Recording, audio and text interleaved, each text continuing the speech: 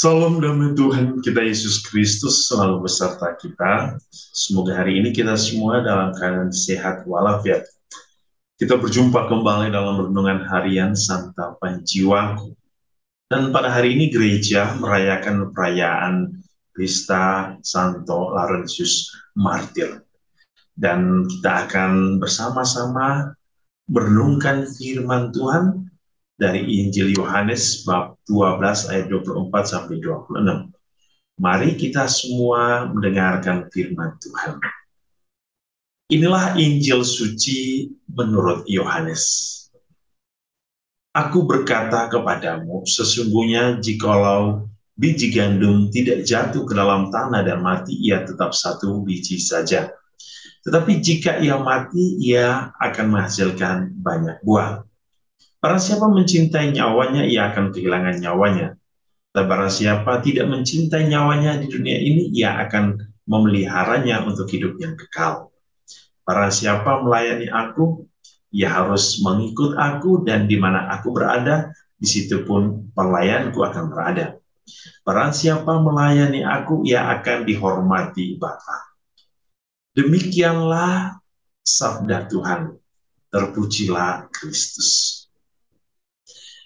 Saudara-saudari yang dikasihi Tuhan, dalam perayaan Pesta Santo Laurentius, kita tahu bahwa Laurentius termasuk salah satu dari ketujuh diakon agung ya, yang bekerja membantu Bapak Paus di Roma. Nah, dan kita tahu bahwa oleh Paus Sixtus yang kedua, itu pada tahun 257 sampai 258, Santo Laurentius ini ditugaskan oleh Sri Paus untuk mengurus harta kekayaan gereja, dan dia ditugaskan untuk membagi-bagikan derma kepada orang-orang miskin, ya, para fakir miskin di seluruh kota teristimewa di kota Roma. Dan tentu di dalam kehidupan Santo Laurentius ini juga, selain ia membagikan derma, ia juga melayani Sri Paus dalam setiap kegiatan-kegiatan atau upacara-upacara keagamaan. Dan tentu ini sangat menarik bahwa Santo Laurentius ya, yang kita tahu bahwa ia ditangkap oleh serdadu Romawi. Lalu ia ditangkap ketika ia membantu Sri Paus Sixtus kedua yang saat itu juga ditangkap. Lalu ia mempunyai suatu keinginannya untuk bagaimana mendampingi Bapak Sri Paus ini sampai pada kematiannya. Lalu ya, ia menginginkan bahwa ia akan menyertai, ia akan mendampingi Sri Paus supaya sampai pada kematiannya. Dan akhirnya kita tahu bahwa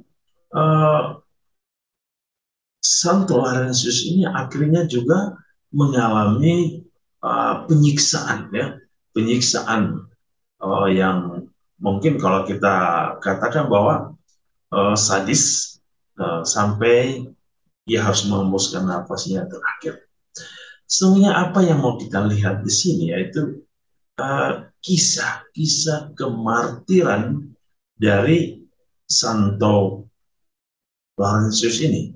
Bahwa ketika ia berbicara tentang kebenaran, ya, ketika kita berbicara tentang kebenaran, disitulah kita melihat kekayaan iman. Tentu ketika Santo Laurentius membela Sri Paus, ya bersama Sri Paus, ia rela untuk memberikan hidupnya.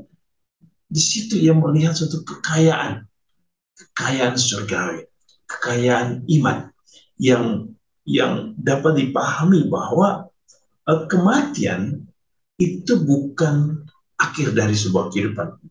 Malahan bagi Santo Laurentius, dan kita bisa belajar Santo Laurentius bahwa sesungguhnya kebenaran itulah yang memberikan kehidupan bagi manusia.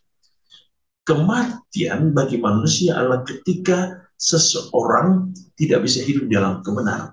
Disitulah sesungguhnya kematian. Bukan soal kematian, bukan soal raga. Tetapi ketika orang kehilangan kebenaran, tidak bisa hidup di dalam kebenaran, dia sesungguhnya sudah mati. Lalu Yesus mengajarkan kita bahwa nyawa kita, jiwa kita sesungguhnya milik Allah. Yang dibutuhkan orang beriman adalah bagaimana untuk hidup di dalam kekayaan iman itu. Kekayaan kebenaran Tuhan. Ketika kita hidup dalam kebenaran Tuhan, tidak ada satu orang pun yang mampu memisahkan kita dari cinta Tuhan. Kita mungkin terpisah dari dunia ini, tapi kehidupan dunia ini memberikan kita jaminan untuk kehidupan kekal. Ketika kita berani membela kebenaran, kita berani mempertahankan kebenaran, kita berani hidup di dalam kebenaran. Itulah hal yang paling penting di dalam kehidupan iman kita. Sebab harta terindah bagi orang beriman adalah ketika ia hidup di dalam cinta, kebenaran, dan kehendak Allah. Itulah harta terbesar bagi orang beriman. Mari saudara-saudari, kita juga berani untuk mewartakan kasih Tuhan. Berani untuk menyampaikan kabar kebenaran Tuhan. Kita harus berani untuk hidup di dalam kebenaran Tuhan. Dan berani melawan segala keinginan-keinginan dunia yang kadang memisahkan kita dari cinta Allah. Dan kita harus berani untuk membawa salib Kristus, untuk membuat salib Kristus menjadi satu-satunya kekuatan hidup kita. Tuhan memberkati kita hari ini dalam seluruh hidup dan karya kita. Dalam nama Bapa dan Putra dan Roh Kudus. Amin.